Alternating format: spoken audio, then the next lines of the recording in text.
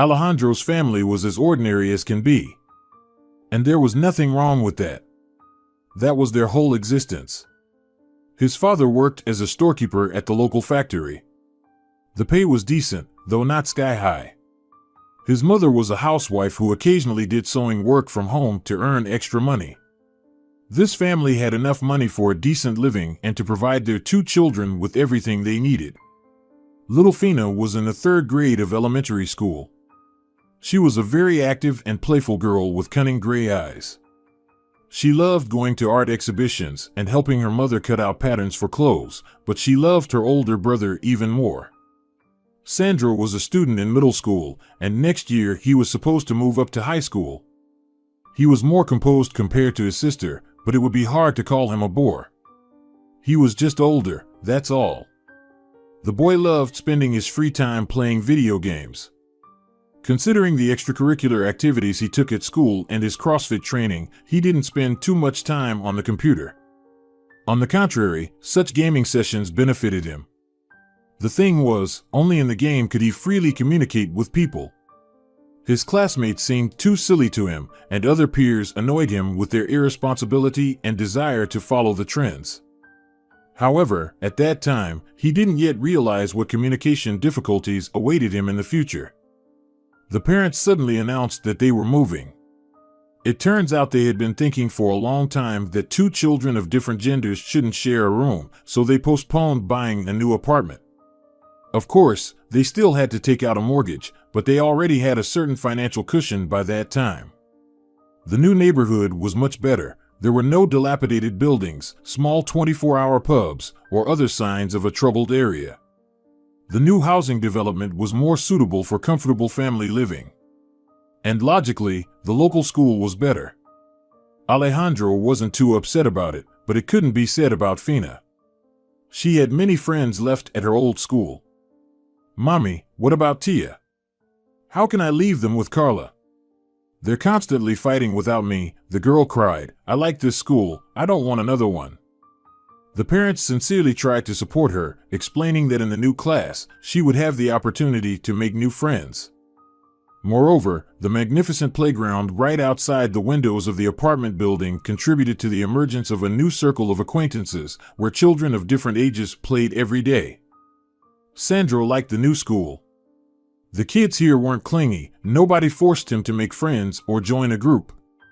He was left to his own devices, and he definitely liked it. The studies went smoothly. At some point, it seemed to him that it was too easy. However, the teachers gave a perfectly logical answer to such an assumption. Alejandro turned out to be a very capable boy. At the end of the first semester, the parents were offered to transfer him to a specialized class. Of course, no one refused the opportunity to provide the child with a better education. "Son, this is such a blessing. You're just amazing, being one of the best in such a good school," his mother repeated with undisguised pride on the day the principal called them. And from that moment, something definitely went wrong. You could only get into the specialized class either through good grades or through well-off parents. And here, the second option prevailed. The rich kids immediately understood what was what. On the very first day, they swarmed around him like flies around a drop of honey. They scrutinized him, observed his actions, making conclusions that only they understood. He stood out from the other kids. Sandro was noticeable for his modesty, an old model phone, simple clothes. In their eyes, the newcomer was just a regular nerd who couldn't stand up for himself. And with such conclusions drawn, Alejandro's tough days began, during which he had nothing else to do but endure the bullying. Of course, he talked to his parents about what was happening. It was impossible to escape attention to the shabby clothes or torn textbooks. But Sandro understood everything perfectly well. "Mom, it's nothing," he justified himself to the concerned woman. "Teenagers are stupid. I know this school is good, and I won't have another chance to get such a diploma. Son, we can transfer you to a school in the neighboring district." She pressed the crumpled kitchen towel to her chest, trying to shake off the trembling of anxiety. "No diploma is more valuable to me than your own health. Maybe we can go to the principal, discuss this situation." The father, who had been sitting quietly in the chair next to the open window all this time, put the cigarette on the edge of the ashtray. He frowned, looking at his wife, coughed into his fist, and sternly said, "All right, you go to the principal, tell him about the bad kids who are bullying your son." He made a meaningful pause. "And have you thought about how they'll treat Sandro later? Like mommy's boy, a snitch, a wimp. Teenagers only get tougher when adults interfere in their affairs.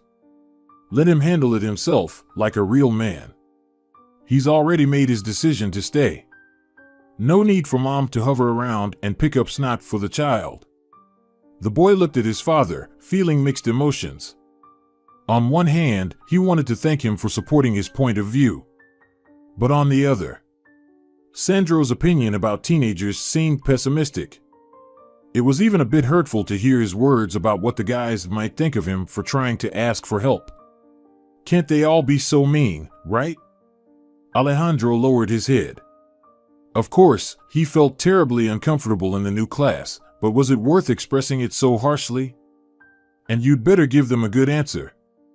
You only need to show the pack of jackals your teeth once, and they'll scatter, the man added sharply before reaching for the cigarette again. So won't they just keep going with renewed vigor if we resist? It seems to me it will only provoke them more, Sandro muttered, rubbing his shoulder where a fresh bruise still throbbed. It's hopeless. Can't struggle, can't endure, can't even call the adults. What can we do? We could give one of them a good smack in the face too. Enough of that.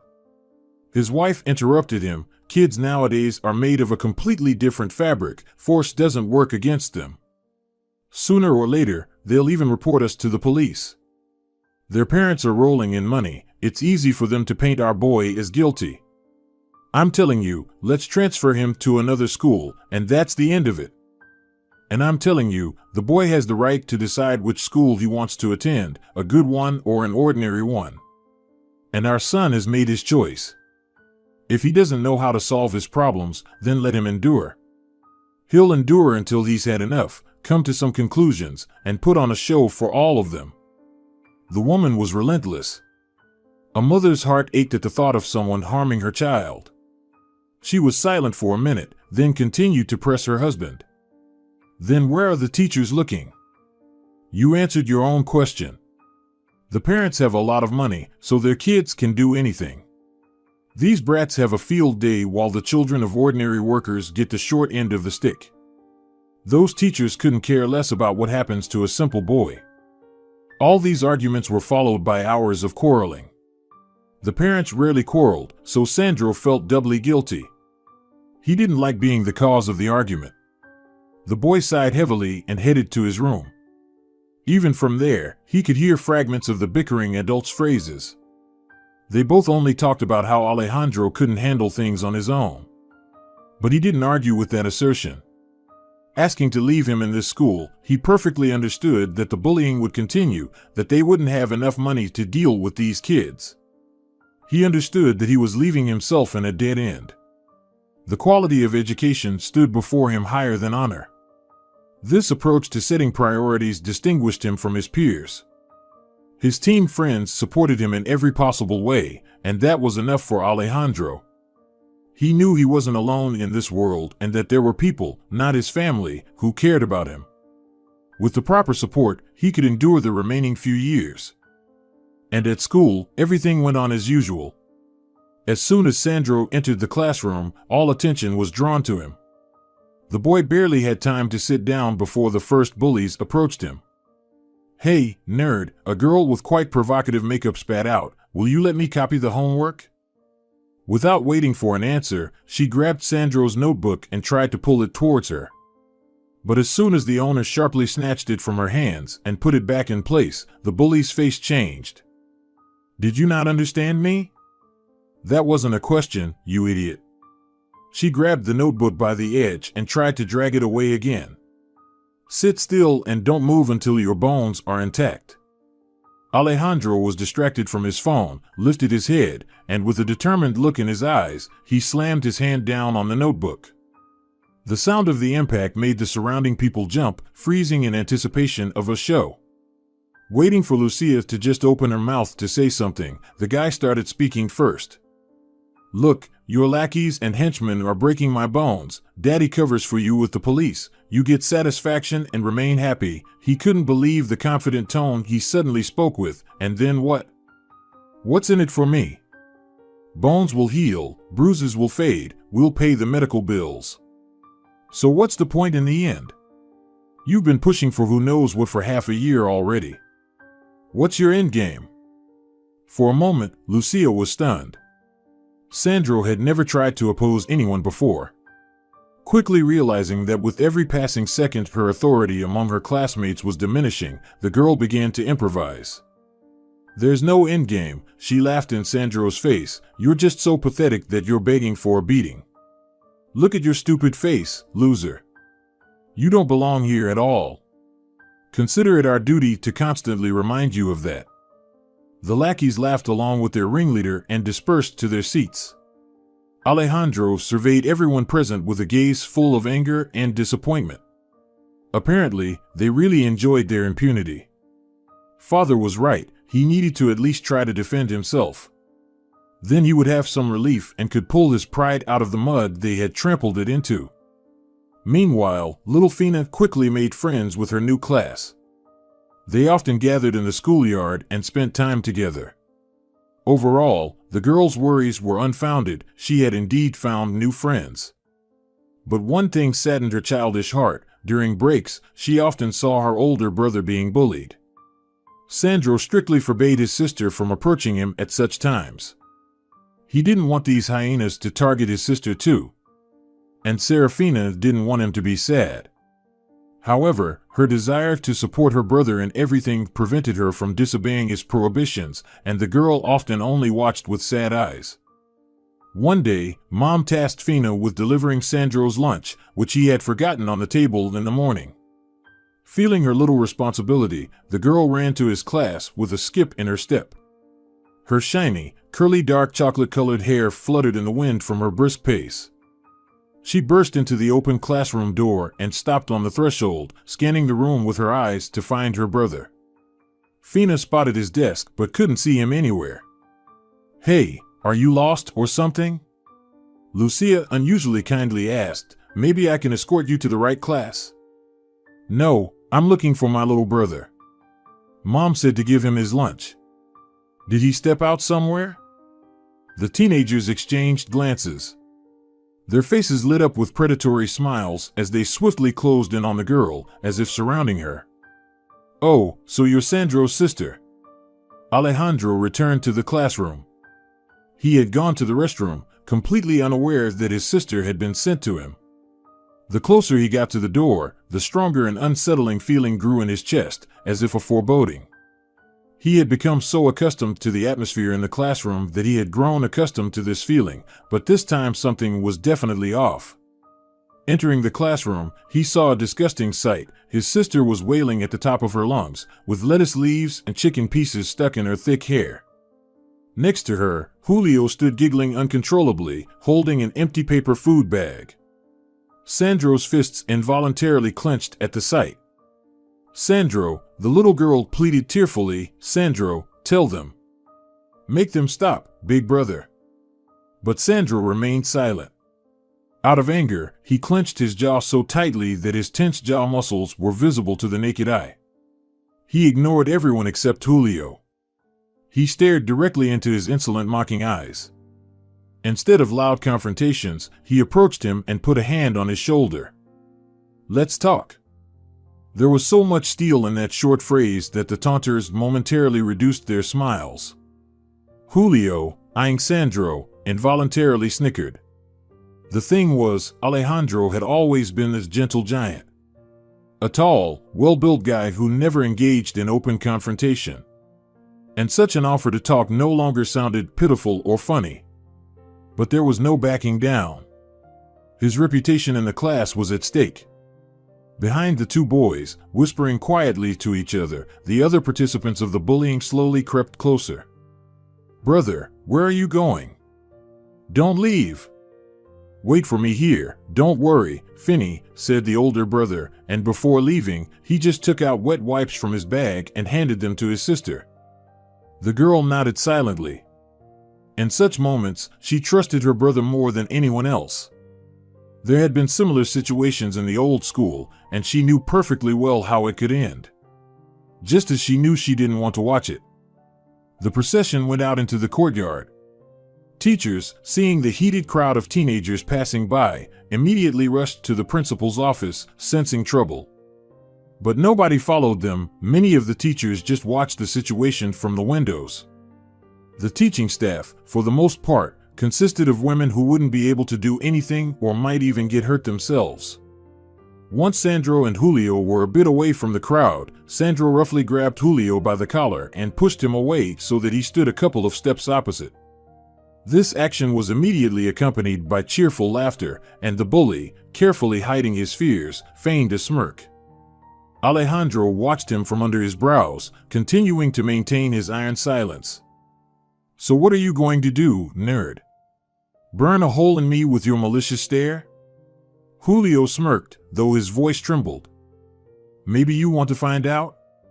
The opponent let out a haughty laugh, taking just 2 steps towards Alejandro. His final 2 steps. It all happened very quickly, only a dull thud and the rustle of clothes could be heard. It was a precise, well-placed blow, landing squarely on the guy's jaw, and that was enough. Julio clumsily collapsed to the ground, executing a strange pirouette beforehand. "What?" Lucia squealed in utter disbelief, a sentiment shared by all present. The teenagers exchanged bewildered looks. None of them had even considered the possibility that the school introvert could pull off something like this. Mingo emerged from the crowd, cautiously eyeing the victor. It seemed like he was heading towards his friend, but Sandro wasn't concerned. He shifted his weight onto his legs and forcefully pushed Domingo with his chest, sending him flying. Adrenaline still pulsed through his veins, and Alejandro was ready to continue if needed. But the bystanders understood the situation and had no desire to approach. Sandro approached them himself, and the crowd immediately parted, allowing him to make his way back to the school. However, instead of doing so, he positioned himself so that everyone could hear and see him. "Do whatever you want with me," his voice was unusually loud and deep, "but lay a hand on my sister, and I'll break every one of your faces, and no amount of money will fix them. Clear?" Alejandro glanced at his fist.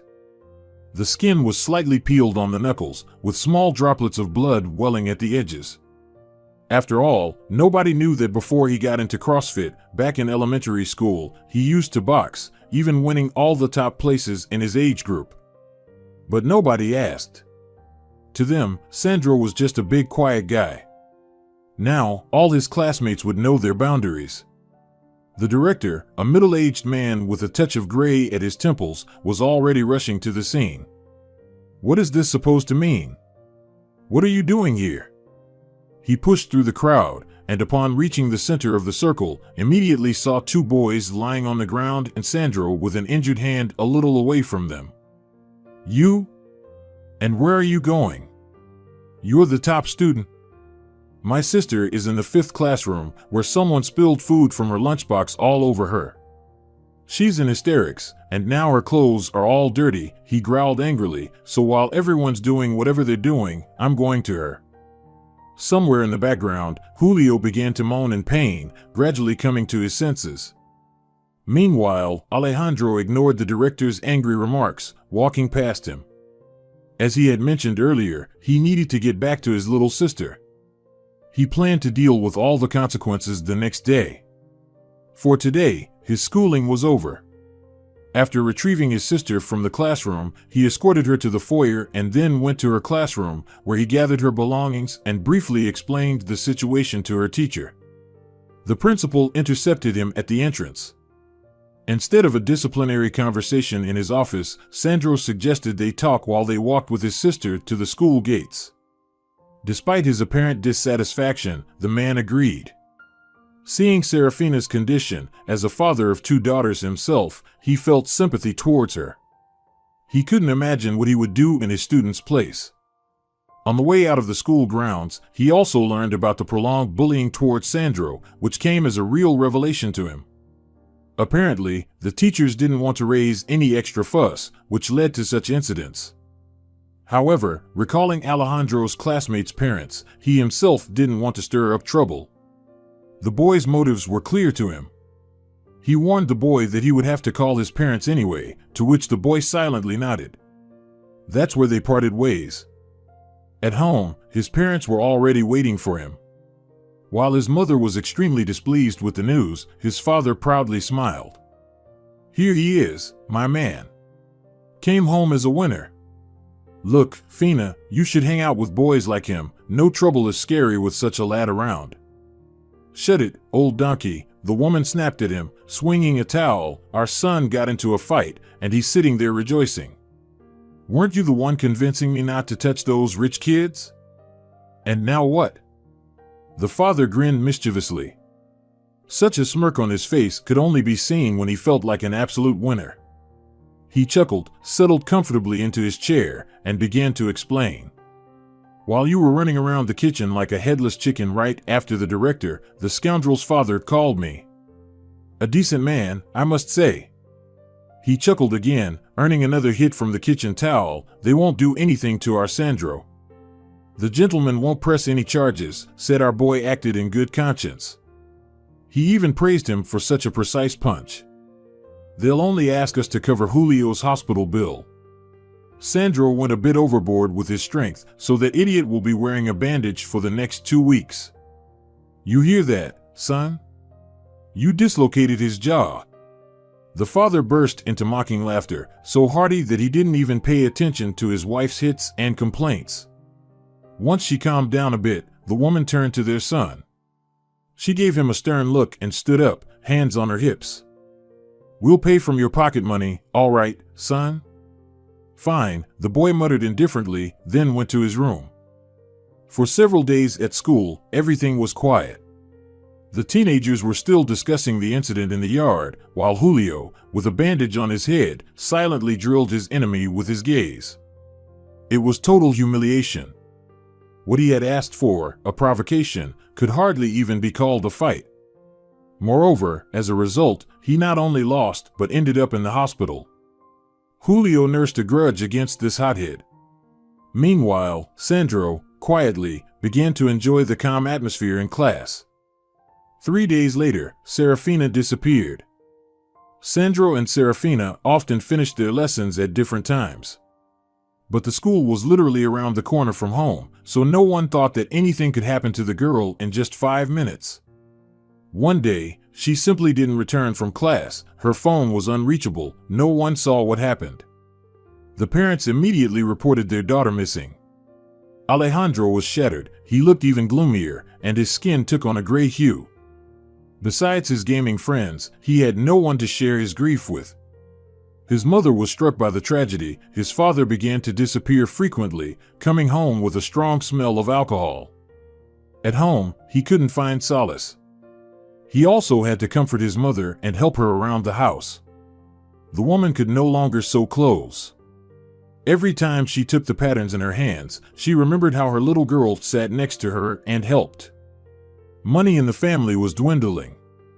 The father drank. He became violent, constantly discontented, and even aggressive. He started skipping work, not even bothering to cover up his absences. The police reassured the family, promising that they would return their daughter to them any moment now. But it never happened, not after a week, not after a month. Serafina simply vanished. At school, Sandro's classmates quickly noticed the changes in him. His clothes looked even cheaper, and sometimes he came dressed inappropriately for the weather. But what interested the teenagers more was the total indifference with which the once popular guy began to treat all the teasing. Hey, nerd, scared for your fate? Lucia asked him one day. Decided to stop teasing, huh? It's the right thing to do. You just got lucky with Julio's father. Sandro gave her an empty look, then lowered his head again, staring at the desk. This scenario definitely didn't please the girl. She snorted, then forcefully pointed her finger at the boy's forehead, forcing him to raise his head and look at her. Are you completely out of your mind? I'm talking to you. Don't you dare ignore me. Can I ask you for something? Lucia raised her right eyebrow in surprise. A request? From him to her? It sounded intriguing, and finally, the boy reacted.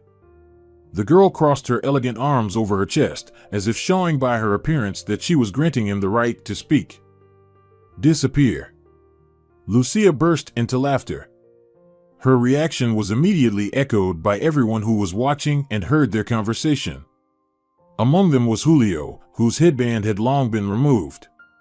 The guy stood up from his seat and, with a slow, languid gait, began to move towards Sandro's desk. "Buddy, looks like you've gained some courage," he began amidst arrogant laughter. "Our last conversation didn't end very nicely, but I think you need a refresher on how to communicate with your classmates.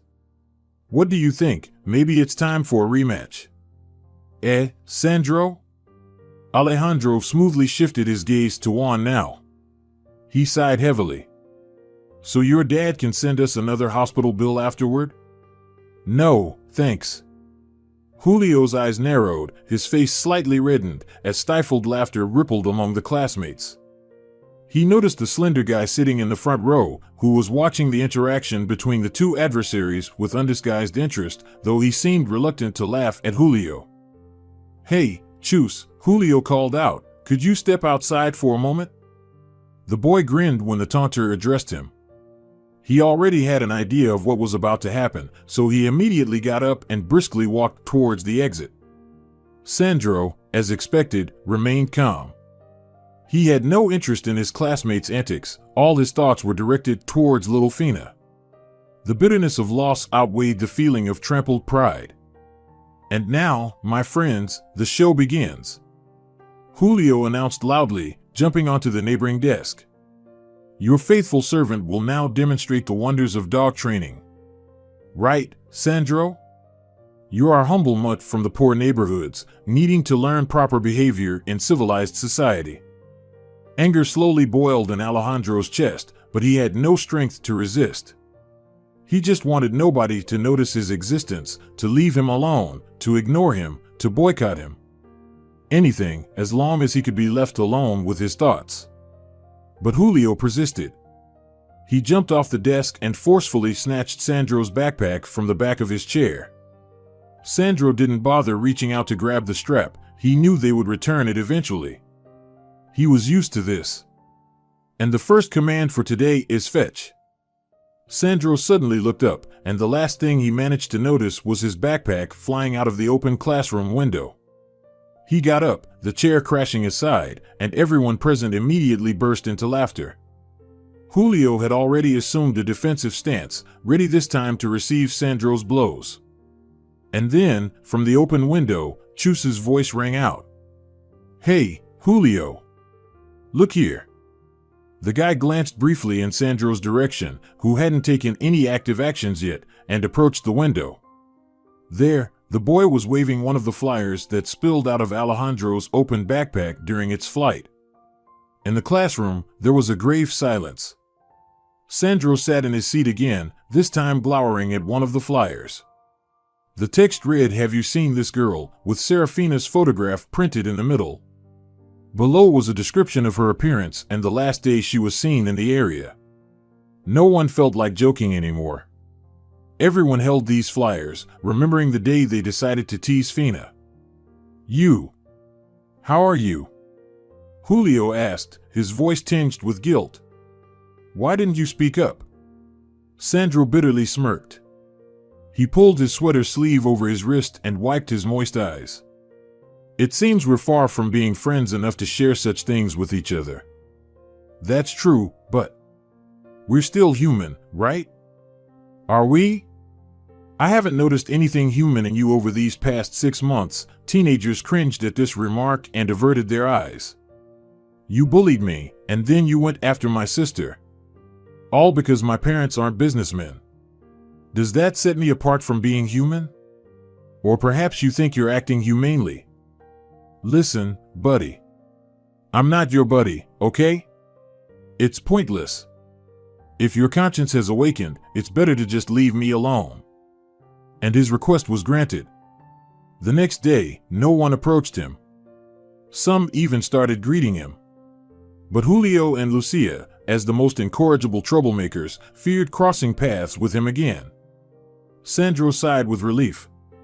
The day passed without fuss, but when he returned home, a real surprise awaited him. In the living room, there were about 10 adults, with several more in the kitchen.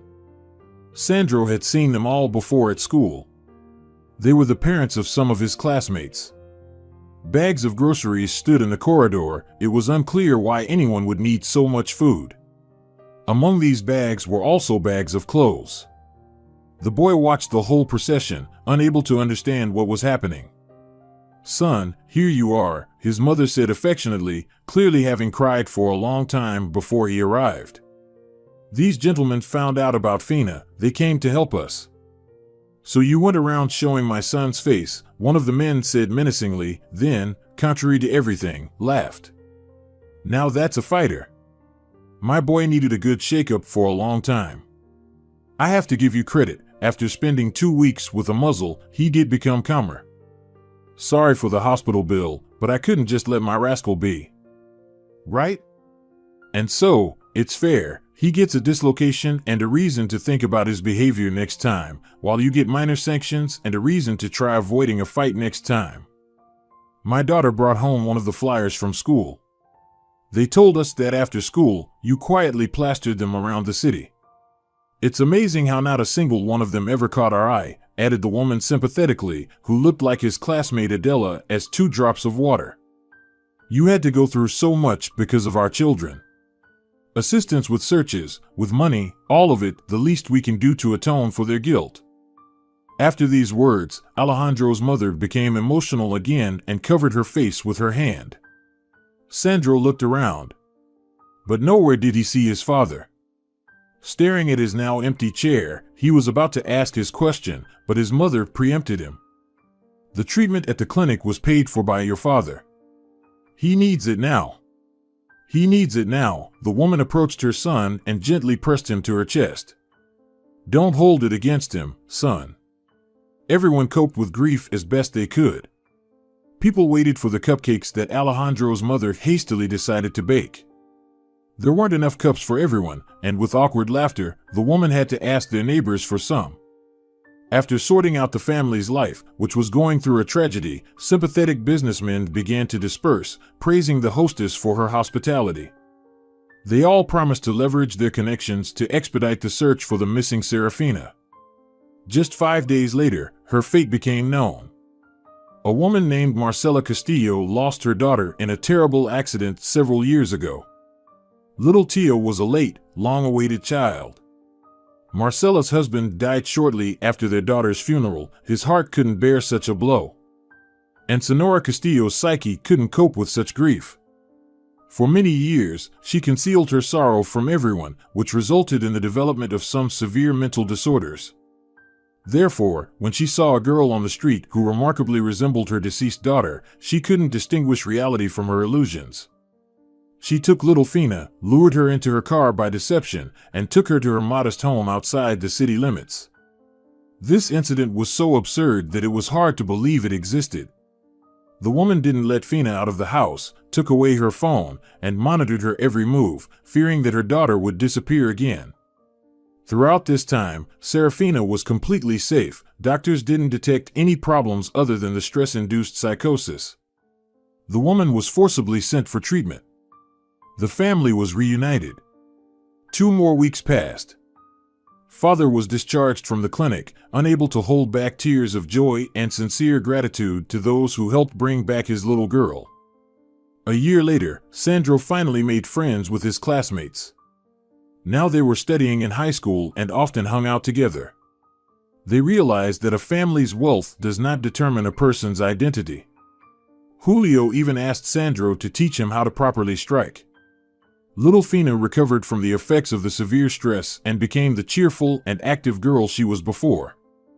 And 5 years later, the family received an unexpected letter. In it, Marcela earnestly asked for forgiveness for that insane incident, but also thanked them. The forced treatment helped her overcome her sorrow, and now she could call herself a healthy person. In her letter, she shared all the horrors she had to endure, describing the treatment process. The letter, line by line, descended into repeated apologies, and even so, through the paper, it was felt that this woman was no longer the Marcela Castillo whose madness led her to steal someone else's child.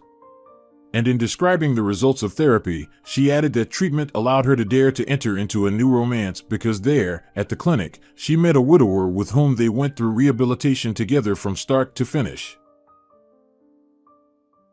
Dear viewers, if you enjoyed the story, please support the video by liking it and leaving a comment. Thank you very much.